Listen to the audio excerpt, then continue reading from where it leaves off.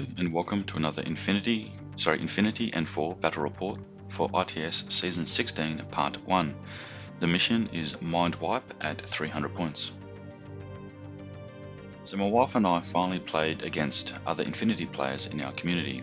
We both played Mindwipe against our opponents.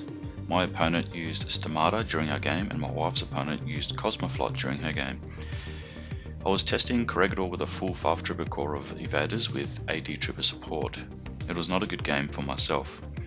My wife put up a very good fight with her military orders, and her opponent, in a cinematic last round, was able to use his paramedic at long range to revive the Polaris Bearpode and destroy the remaining 2 servers. It was good playing against other people because we have become familiar with each other's tactics and playstyle. We both learned a lot and decided to refine our lists. We played each other with the knowledge we gained from our opponents. For me, the knowledge was cemented that I need to build lists according to the mission. While experimenting with different troopers and tactics is fun, when wanting to compete in a tournament, I must take the mission objectives seriously and build a list according to that mission. So my wife and I played Mindwipe again with what we've both learned from our games against other players. So the objectives for Mindwipe is destroy the enemy server containing the rogue AI is 3 objective points. To destroy the same number of servers is 1 objective point each. To destroy more servers is 2 objective points. To have one's own servers with the AI intact is 2 objective points. To have all of their own servers intact is 1 objective point. And to activate a console is 1 objective point. We each get 1 classified, and if that is completed, that is also worth 1 objective point. So for the scenario special rules, mainly it's about the hacking bonus, which is for any hacker, they get to be nominated as the Uber hacker, and they have the data erasure hacking program, which enables the hacker to target the server with the enemy AI in it, and it gives them an Uber hacker order, which is a irregular order only for the Uber hacker. There is a hacker bonus when activating the consoles. It's +3 to whip, and it is 2 rolls, not 1. And obviously to destroy the servers, it can only be completed with close combat weapons with the anti-material trait or by placing decharges on there. So here is the game table. My deployment zone is on the left side of the screen. As you can see, there are 2 consoles in the center and 3 servers in each deployment zone. So here is my refined list for Mindwipe. A Harris fire team to add the +1 burst to the missile launcher as my heavy ARO and counter heavy infantry weapon. The Wildcat Spitfire has NCO skill to utilise the Lieutenant Order. The Wildcat's MSV-1 is useful against Camo and Marmotism heavy troopers. The Intruder with the MSV-2 and Shock Marksman rifle is a dedicated counter Camo and Marmotism midfield specialist hunter. The Morans with camouflage skill are harder to kill when activating midfield objectives. The repeater ones die very easily, I've noticed, unless I keep them in the standard tactic of on top of the building prone. And so I've opted to use the camouflage versions because both opponents have camouflage skirmishers, which are their midfield objective button pushers. So I've decided to copy the same thing but with the Morans. I didn't like the bandits because they're just too expensive for what they bring, and they have an irregular order, so that order is wasted on everyone else in the group. It can only be used on the bandit. At least with the Morans you get a regular order which can be shared around amongst the combat group. So Carlotta Kowalski is included, and she is to land in the opponent's deployment zone, because walking all the way from my deployment zone takes far too many orders. And in my Stomata opponent, it was Hector, which had +1 or Lieutenant Order, and I think Strategos level 1, which allowed his Lieutenant Orders to be used as regular orders, and he basically just pushed himself in a Harris, which ended up being a duo in the end, into my deployment zone and destroying the servers.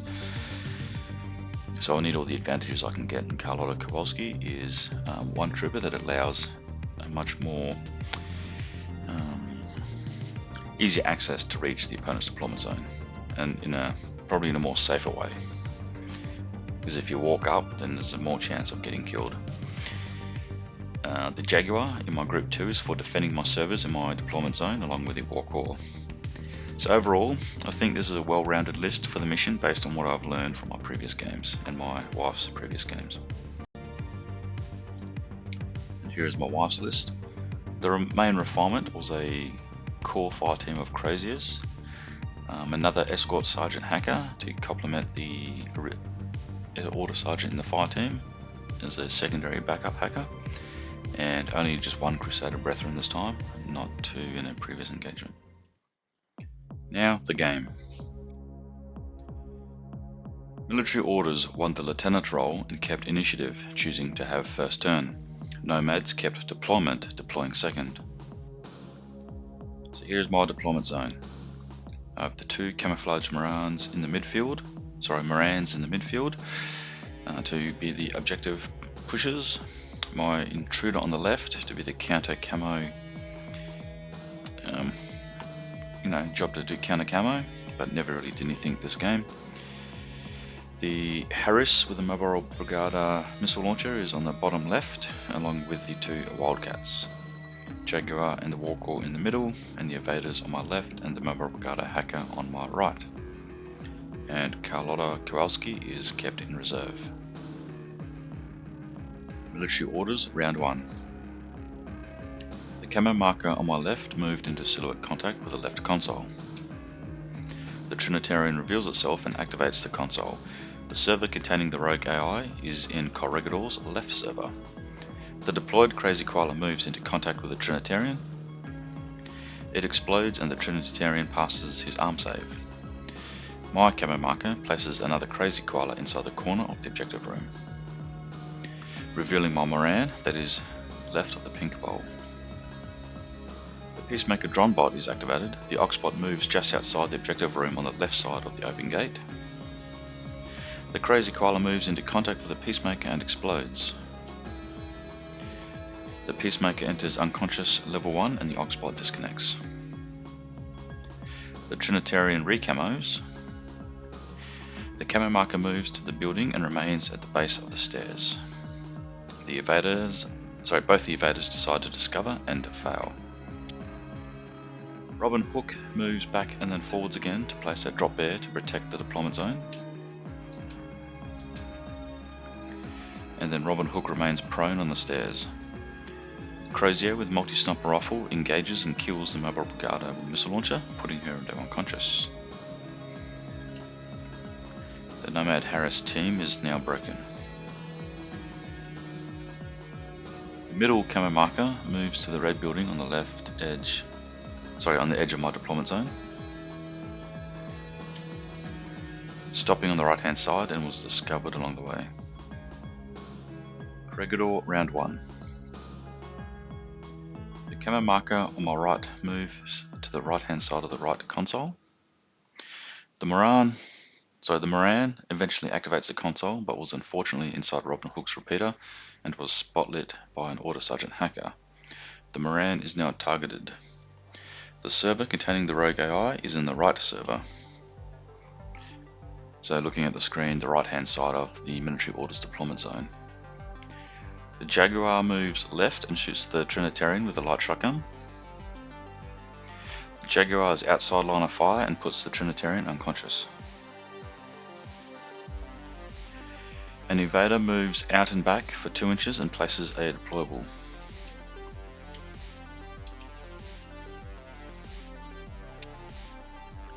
The Mobile Brigada hacker spends a couple of regular orders moving and climbing down the raised red area. The Lieutenant Order activates the Wildcat NCO and he climbs down the right side of the structure. A coordinated order was performed with the Evader with multi-rifle, Mobile Brigada hacker, Moran, and Wildcat Spitfire. The team decide to dodge with the Moran and Mobile Brigada passing while the Evader and Wildcat both fail. The Clipper drone bot shot at the Mobile Brigada hacker and then the rest decided to dodge. With the Moran and the Mobile Brigada passing while the Evader and Wildcat both fail. Another coordinated order is performed. this time by the Evader with multi-rifle, the Wildcat Spitfire and Mobile Brigada Hacker. They move into better positions. Mobile Brigada Hacker uses his Uber Hacker order and moves up onto the red raised area on the right side of the wall. And the opponent's camo marker nearby decides to do nothing. Military orders round 2. This photograph is after my opponent's turn, so the miniatures are already in place unfortunately. However, I'll commence from the beginning of their turn. So the Crusader Brethren lands on the left table edge 5 inches away from my deployment zone and moves towards the corner of the building. The Trinitarian moves around the buildings, coming into contact with the server with the rogue AI. And apologies, it should have been at the base of the stairs of that red building originally. And the AP mine nearby explodes and the Evader with boarding shotgun returns fire. The Trinitarian places decharges on the server. The Evader misses, the mine wounds the Trinitarian, and the Trinitarian causes the server to lose 1 structure point. The Crozier Paramedic climbs down the building and moves into the middle to gain line of fire to the unconscious Trinitarian in the middle. This breaks the fire team to 4 troopers. The Crozier multi-sniper rifle is outside zone of control of the Paramedic. Paramedic takes aim and after a few attempts brings the Trinitarian back to life. Corregidor round 2. For the impetuous phase, the Jaguar moves towards the Trinitarian and shoots him with a light shotgun in hit mode. And this is because he is now frenzied because he caused a wound last turn. The Trinitarian shoots back with a boarding shotgun, the Crozier Paramedic shoots back with the combi rifle, and the Crozier with multi-sniper rifle shoots back using DA ammunition. The Jaguar ends up dead.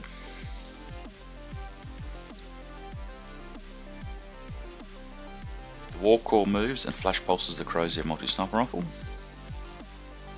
The Crozier multi-sniper rifle shoots back and the Trinitarian next to it in the building on the right dodges. The War Core dies and the Trinitarian moves up the stairs facing away from my deployment zone. The Moran moves along the right side of the red building and places a Crazy Koala near the Crozier multi-sniper rifle, but the Clipper drone bot kills the Moran.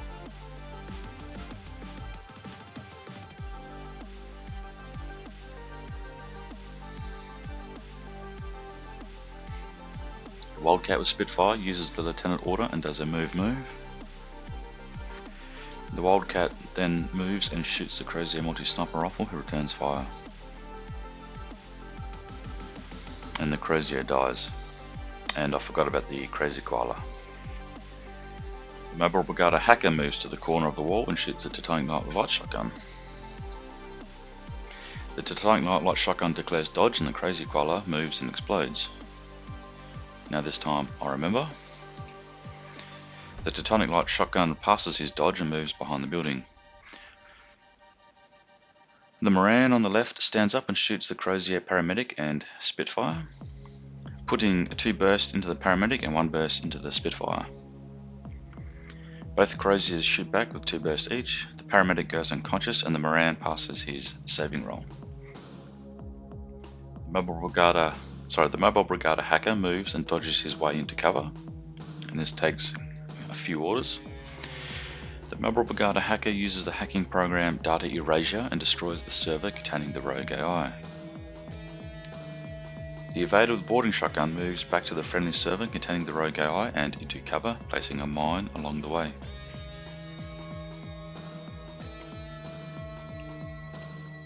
Military orders round 3. A coordinated order was used on the Crusader and the right camo marker. Twice they performed a move order. The camo marker moves into contact with Corregidor's right server. The Evader with boarding shotgun dodges and the Wildcat shoots back. The server is destroyed and the Trinitarian is dead. The Crusader moves around behind the blue building. The Evader boarding shotgun dodges around and behind the wall. The Crusader moves around the corner and into silhouette contact with the server containing the rogue AI. The mine explodes and the Evader with boarding shotgun shoots back. The Crusader passes his arm rolls and successfully destroyed the server. The last few orders are spent shuffling the Croziers and Order Sergeant into a better position. Corregidor Round 3. Carlotta Kowalski lands in the Military Orders deployment zone on the left edge. She moves around and kills the Escort Sergeant hacker and destroys the left server. The Mobile Brigada hacker stands up and shoots the Crozier with Spitfire. Crozier and Titanite Knight with Light Shotgun both return fire. The Mobile Brigada receives 1 wound and stays in position. The Moran stands up and performs a forward observer attack against the unconscious Crozier paramedic. Crozier with Spitfire returns fire. The Moran dies but completes a classified objective. With only 1 regular order remaining, which is not enough to achieve anything else, I call end of game there. Now for the after action review. So here are the results of the game. We both destroyed the rogue AI, we both destroyed the same number of servers, and we both activated 1 console. I was fortunate enough to complete a classified objective, so the total is Corregidor, 6 objective points, 170 army points, compared to Military Orders 5 objective points and 170 army points, so Corregidor a win for this mission. So some lessons learned from the opponent's games before this one, this battle report, and a couple of games after this one. What I've noticed is that other players include a lot of troopers with mimetism. This is done to make it harder to shoot against them, giving a slight increase in surviving and achieving the opponent's mission. My Stomata opponent had plenty of troops with mimetism -3, which made reliably shooting them take more orders. Using more orders to successfully hit and place troopers in dead state means less orders I have to complete my plan. Having at least a multispectral visor level 1 trooper to counter this is a must in any list. I have noticed before and after this recorded game with other players from our community that tactics tend to revolve around shooting everything first, then focusing on the mission once they are satisfied with killing enough troopers. I have learned that I do not need to kill everything outright. Having an enemy trooper guts or dodge into cover and out of line of fire can be enough for me to continue with my attack on the objectives. No matter how hard I try, moving a core fire team of 5 troopers is just too slow and bulky. Reasons for this is, even though the active trooper in a fire team performs the actions, any other fire team member that is seen by the enemy can be targeted. This whittles away a fire team's bonuses quickly. A full core fire team is more effective when it is in the deployment zone and powering an ARO piece such as a multi-sniper rifle or missile launcher. I have recently learned that deployment is better than initiative. When I choose deployment, I look at the table and I analyse which side has better access to midfield objectives. A side that allows me more line of fire to and movement to the midfield objectives is better. Because if I go first, I can move easily to the midfield and claim objectives first. Or if I'm going second, I can keep some guns up to shoot at the enemy when they try to advance. A good deployment side provides more opportunity to claim objectives. In a recent game after this battle report, my opponent chose deployment. All the objectives were open to his side and any movement from my army was easily shot down because when I move out from total cover, there was no cover preventing line of fire to my troopers. A single light infantry with multi-sniper rifle or a heavy rocket launcher can do a lot of damage. And finally, have a plan to deploy. This means it takes less cognitive effort when setting up on unfamiliar tables. For example, for an ARO piece in my army, my plan is to place it in the rear half of my deployment zone, overwatching at least one midfield objective or one fire lane, or at least be able to cover half of the table. Anything more than that is better obviously, but they're the requirements I've set. If the ARO piece is in a fire team, place the paramedic within the first movement range away from the ARO trooper by at least 3 inches. This keeps the paramedic away from any blast templates. The remaining troopers in the fire team are behind cover, aiming at the flanks or covering the deployment zone for any enemy AD troopers. Another example, a trooper with doctor skill, such as a Daktari for example, and a helper bod. I plan to place the doctor in one half of my deployment zone and in the rear, prone, facing the back table edge if possible. They will be used to reach troopers inside my deployment zone who need reviving. The helper bot is placed in the other half and in the front half of my deployment zone behind cover. They will be able to move forwards and revive any troopers moving into the midfield. So that's just some of the valuable lessons learned from playing games with other people.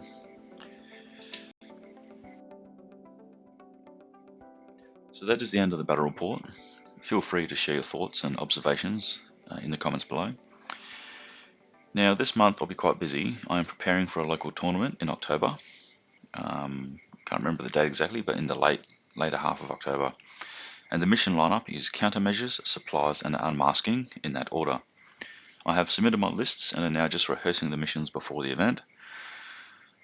So it'll either be with my wife or with any other players that happen to pop up. So I will not be playing any games for Operation Edgelord for this month and will not record any other battle reports. And that's about it.